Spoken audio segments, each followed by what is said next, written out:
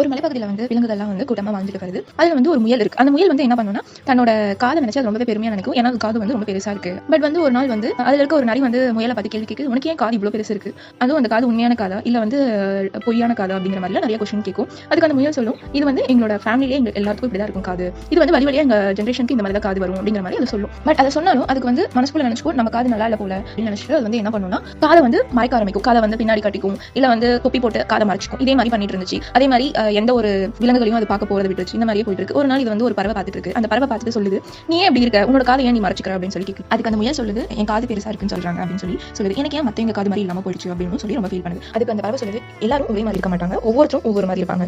So உனக்கு உன்னோட காது தான் உன்னோட யூனிக்னஸ்.